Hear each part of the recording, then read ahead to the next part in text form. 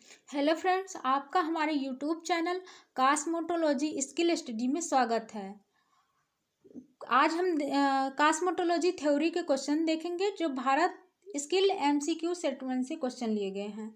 हम आज 101 से लेके 137 तक क्वेश्चन देखेंगे। चलिए स्टार्ट करते हैं हम अपना पहला क्वेश्चन नंबर 101 और इस वीडियो का पहला क्वेश्चन है सोल्डिंग और हाईलाइटनिंग के लिए सबसे अच्छा ब्रश है ब्रसल ब्रश और छोटे फैन वाले ब्रश, क्रीज ब्रश और बड़े फैन वाले ब्रश, एंगल ब्रसल ब्रश और concealer brush, angle bristle brush और बड़े फैन वाला ब्रश। इसमें चौथा ऑप्शन सही हो जाएगा, एंगल ब्रसल ब्रश और बड़े फैन वाला ब्रश। अगला क्वेश्चन है क्लासिकल आईब्रो प्राप्त करने के लिए कितने घटकों का इस्तेमाल किया जाता है? ऑप्शन है 3, 12, 5 या फिर 8। इसमें चौथा ऑप्शन सही हो जाएगा 8। क्लासिकल आईब्रो प्राप्त करने के लिए हमें 8 घटकों का इस्तेमाल करते हैं। अगला क्वेश्चन है बिगनर के लिए इस्तेमाल किए जाने वाला सर्वश्रेष्ठ बेसिक आईलाइनर कौन सा है? सीधा आईलाइनर, प्राकृतिक आईलाइनर, स्ट्रेट आईलाइनर और नेचुरल आईलाइनर दोनों, या फिर इनमें से कोई नहीं। इसमें तीसरा ऑप्शन सही हो जाएगा। बिगनर के लिए इस्तेमाल सर्वश्रेष्ठ आईलाइनर है स्ट्रेट आईलाइनर और नेचुरल आईलाइनर दोनों। अगला क्वेश्चन है बालों के किस हिस्से में केमिकल वेव सॉल्यूशन तेजी से अवशोषित होता है? सिर पर, खोपड़ी पर, या फिर जहां बालों का छिद्र सबसे बड़ा है वहां, या फिर जहां बालों का घनत्व सबसे अधिक है वहां। इसमें तीसरा ऑप्शन सही हो जाएगा, जहां बालों का क्षेत्र सबसे बड़ा है। बालों के हिस्से में केमिकल वेव सॉल्यूशन तेजी से जहां बालों का छिद्र सबसे बड़ा है वहां दिया जाता है। अगला क्वेश्चन है केमिकल वेव देने से पहले बाल को होना चाहिए भीगा हुआ होना चाहिए, या फिर जोरदार तरीके से ब्रश किया हुआ, या फिर एक क्रीम से धोए हुआ, या फिर विश्लेषण और शैम्पू किया हुआ। इसमें चौथा ऑप्शन सही हो जाएगा, विश्लेषण और शैम्पू किया हुआ। जब हम केमिकल वेव देने से पहले हमें अपने बालों की स्थिति देखनी पड़ती है कि उसमें केमिकल बेस कितना और दिया जा सकता है या नहीं दिया जा सकता है। और उसके बाद फिर शैम्पू भी करनी चाहिए जिससे हमारे बाल गंदे ना हो, जिससे केमिकल या कलर जो भी कुछ देना हो वो अच्छे से कारगर हो। अगला क्वेश्चन है क्षतिग्रस्त बालों को मजबूत करने और नए बनाने के लिए यह सलाह दी जाती है कि मालिश उपचार करें, या फिर बाल का विश्लेषण करें, या फिर स्थायी वेविंग करें, या फिर कंडीशनिंग उपचार करें। इसमें चौथा ऑप्शन सही हो जाएगा, कंडीशनिंग उपचार कराएं। अगला क्वेश्चन है क्लाइंट के बालों को फिसलाने के लिए किस उपकरण का उपयोग किया जाना चाहिए? अस्तरा, या फिर उस्तरा, या फिर कैंची, या फिर कतरनी, या फिर पतली कैंची का। इसमें दूसरा ऑप्शन सही हो जाएगा, कैंची का प्रयोग करते हैं हम। क्लाइंट के बालों को फिसलाने के लिए हम कैंची का प्रयोग करते हैं। अगला क्वेश्चन है केमिकल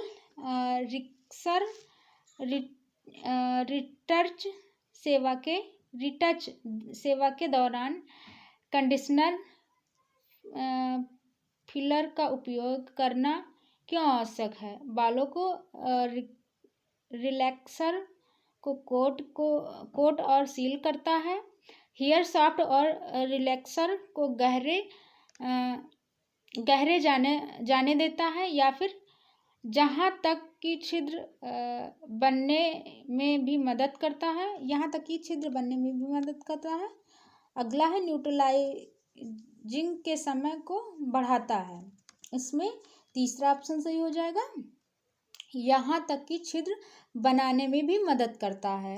केमिकल रिलैक्सर रिटर्च सेवा जो होता है वो कंडीशनर फिलर के बाद बालों छिद्र बढ़ाने में मदद करता है। सर जो छिद्र होते हैं वो उसमें मदद करता है। अगला क्वेश्चन है, सैलून में अच्छी स्वच्छता रखना क्यों जरूरी होता है? सुनिश्चित करने के लिए कि चिकित्सक को क्लाइंट की अच्छी खुशबू आती है, पार संक्रमण को रोकने के लिए, या फिर अधिक उपचार के लिए, क्लाइंट द्वारा बुकिंग सुनिश्चित कराने के लिए, या फिर सैलून में समय बचाने के लिए। इसमें दूसरा ऑप्शन सही हो जाएगा, पार संक्रमण को रोकने के लिए। अगला क्वेश्चन है, डैश उन सभी को समान उपचार प्रदान करते हुए जिससे चिकित्सा कार्यस्थल में मिलते हैं। डेटा को सुनिश्चित रूप से भंडारित किया जाता है। गपशप सीमित है। क्लाइंट सेवा उत्कृष्ट है।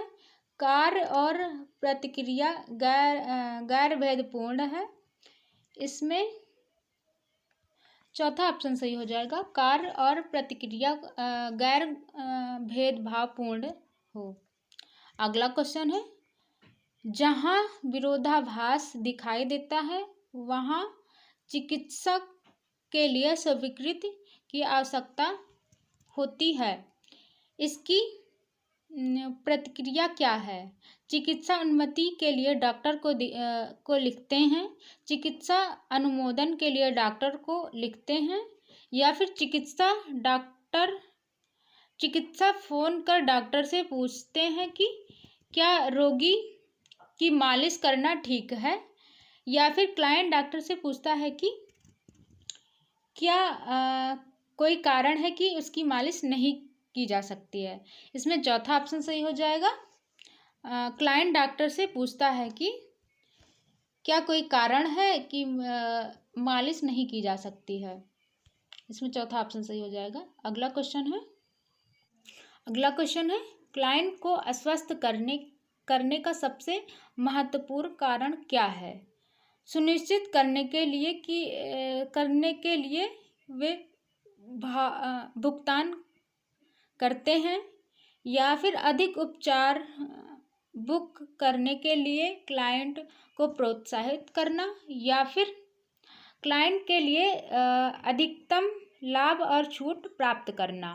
इसमें तीसरा ऑप्शन सही हो जाएगा, क्लाइंट के लिए अधिकतम लाभ और छूट प्राप्त करना। अगला क्वेश्चन है, भारत में कौन सा चक्र विशुद्धि के नाम से जाना जाता है? सर, या फिर गला, या फिर जोड़, या फिर सौर जाल। इसमें दूसरा ऑप्शन सही हो जाएगा, गला। विशुद्धि चक्र जो होता है वो हमारे गले पे मौजूद होता है। अगला क्वेश्चन है, कौन सा मालिश बड़ी मांसपेशियों में तनाव और कठोरता को कम करते हुए मांसपेशियों को मुलायम बनाता है? मालिश करते समय थपथपाना, शरीर को गूंथते हुए मालिश करना, या फिर न्यूरोमस्कुलर प्रेशर, या फिर थपथपाहट। इसमें दूसरा ऑप्शन सही हो जाएगा, शरीर को गूंथते हुए मालिश करना चाहिए, जिससे कि मांसपेशियों में तनाव और कठोरता कम हो और हमारे मांसपेशियों को आराम मिले, जिससे कि खून सुचारू रूप से उसमें चलने लगे। अगला क्वेश्चन है, किस प्रकार की त्वचा को इस सलाह से लाभ प्राप्त होगा? नमी उचित किस्म के साबुन का इस्तेमाल करना, अधिक पानी पीना, अधिक से अधिक फल खाना, साधारण, सूखा, चिकनी, संवेदनशील। इसमें दूसरा ऑप्शन सही हो जाएगा, ड्राई या फिर सूखा। नमी उचित किस्म के साबुन का इस्तेमाल करना, अधिक पानी पीना, किस प्रकार की सूखी जो त्वचा होती है उनको हम अधिक पानी पीना, नमी युक्त साबुन का इस्तेमाल करना, फल फ्रूट खाना, इन सब का प्रयोग करने के लिए बताते हैं। अगला क्वेश्चन है, किस क्लाइंट को निम्नलिखित सलाह से लाभ होगा? गर्म स्नान, शावर लेना, योग, तैराकी, व्यायाम। ऑप्शन है, फुट आचार को नुकसान, चिकनी त्वचा, या फिर कोमलता के नुकसान के साथ कठोरता वापस आ जाती है, या फिर सिर दर्द होता है। इसमें तीसरा ऑप्शन सही हो जाएगा, कोमलता के नुकसान के साथ कठोरता वापस आ जाती है। अगला क्वेश्चन है,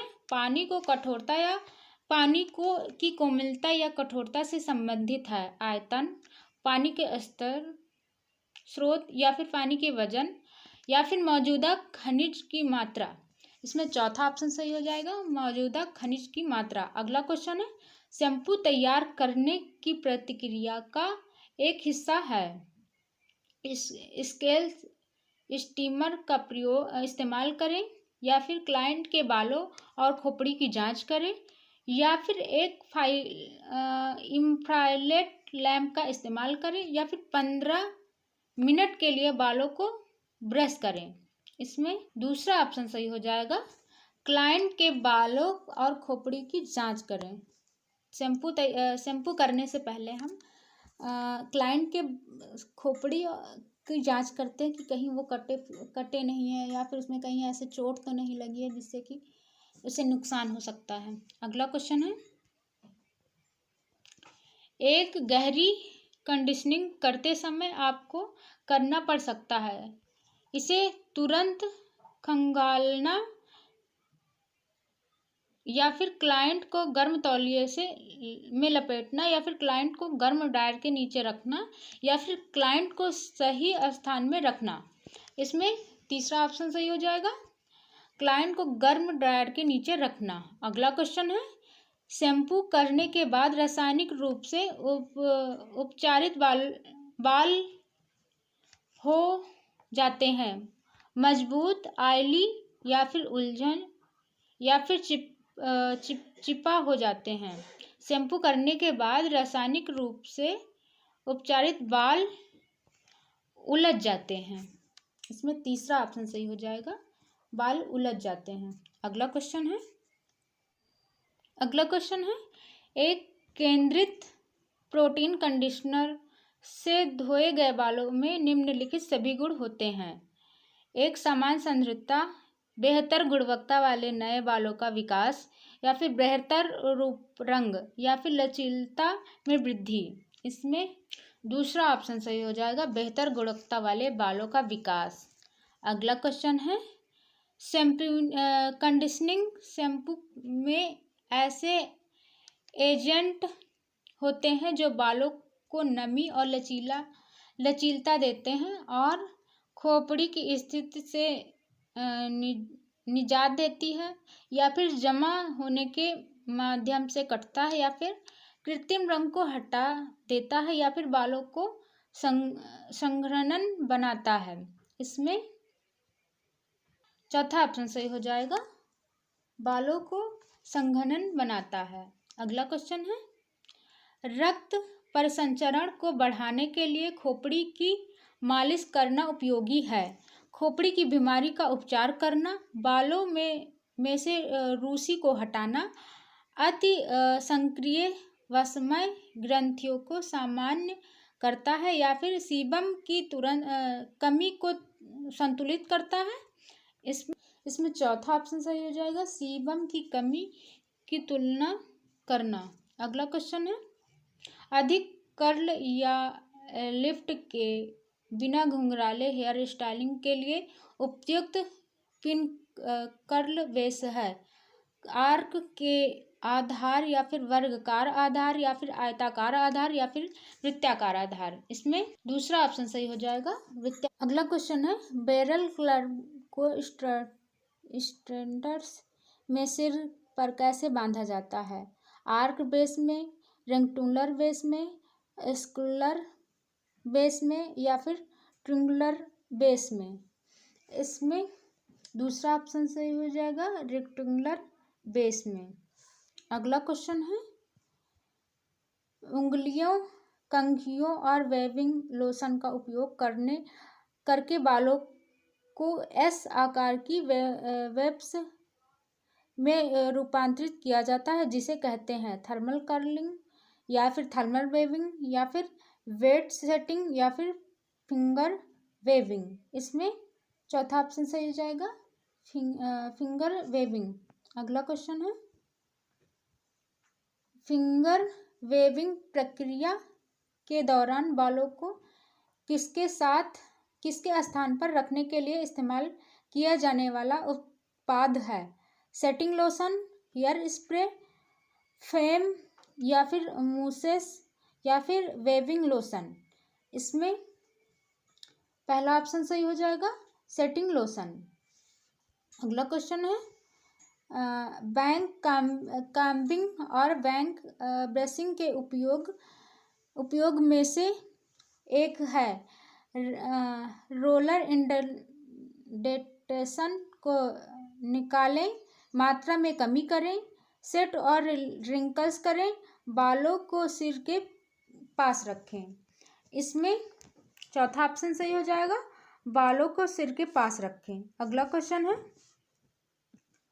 ब्लो ड्रायर अटैचमेंट किसके कारण हवा अधिक कोमलता से सरलता से प्रभावित होती है? कंडक्टर, डिफ्यूजर, पंख या फिर तापमात्रक। इसमें दूसरा ऑप्शन सही हो जाएगा डिफ्यूजर। अगला क्वेश्चन है, ब्लोट हेयर स्ट्रेट के बारे में कौन सा सत्य है?